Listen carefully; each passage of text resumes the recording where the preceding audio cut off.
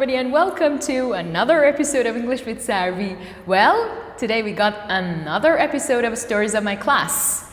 Yes, and let's say that with this episode, this will be our 10th episode of Stories of My Class. I'm so happy. I feel like I really got like a TV channel. Yeah, it feels so nice.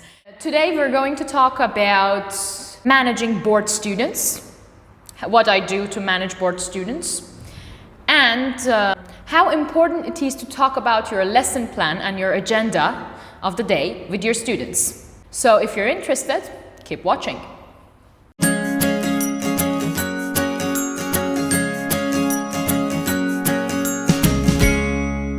First thing that has been really useful for me with my middle schoolers is that I think of each session as a new session, a new activity.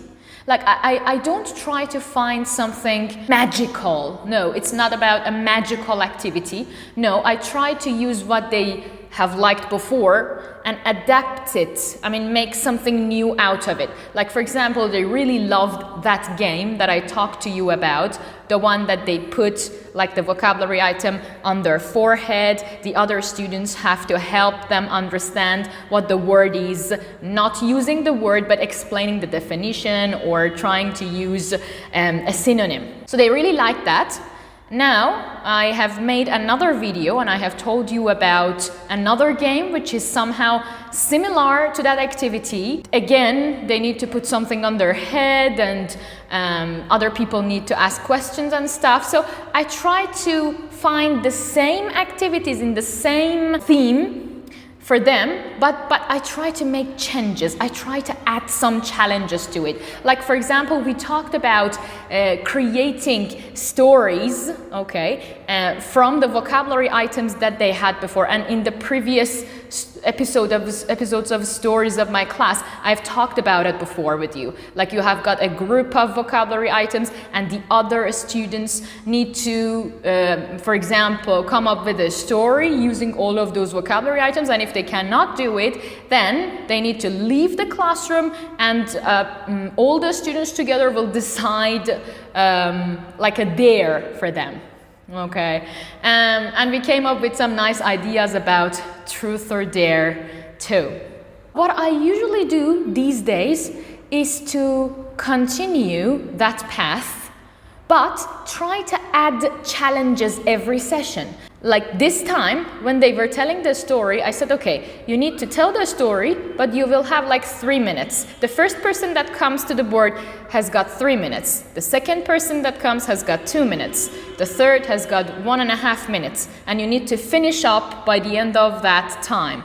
And I will put somebody even in charge of the time, so that they take care of the time. I usually try to use the board student for the stopwatch. They will be in charge of the stopwatch so that they have something meaningful to do. Try to find what they like and then go around it. Now, this was the first tip about the bored students. The other thing that I find really, really useful with the students that don't want to open their books, don't want to participate, don't usually write down the things that you ask everybody to write down and you give them some time to write, or they are like fast finishers. I give them a marker or I ask them to go to the board because I actually have got a smart board, so they don't need to use a marker. They just go there and I tell them to write the answers there. Sometimes I'm successful and that student starts writing and gets engaged in the activity, feels useful, and sometimes it's like they just stand there and look at the board and they are still bored. So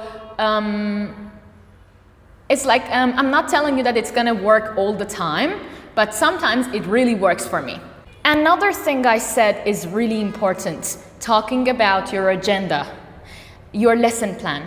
What are you gonna do step by step?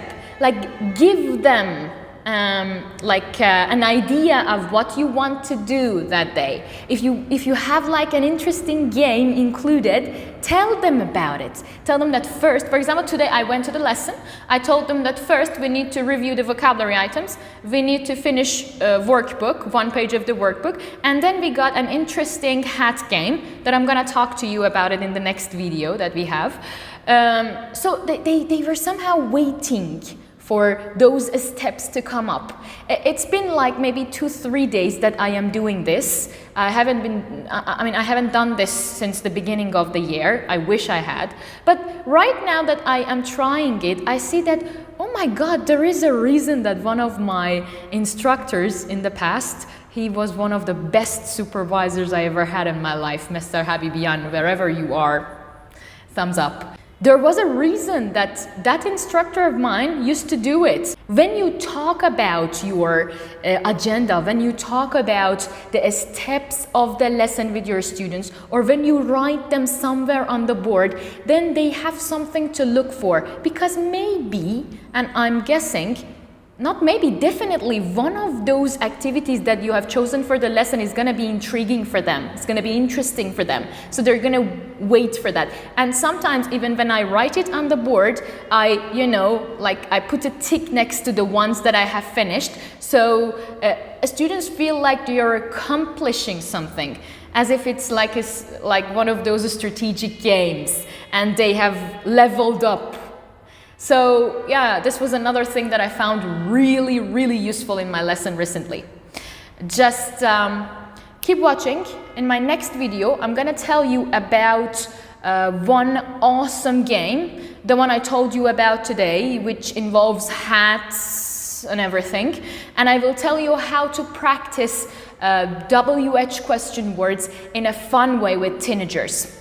I love you very much. You still know what to do. If you still haven't done it, it's not too late. Just go ahead, push the subscribe button, like the video. Why do I always mix these two? Okay, just subscribe to my YouTube channel, like the video, share it with your friends, and I love you. I do. Bye-bye.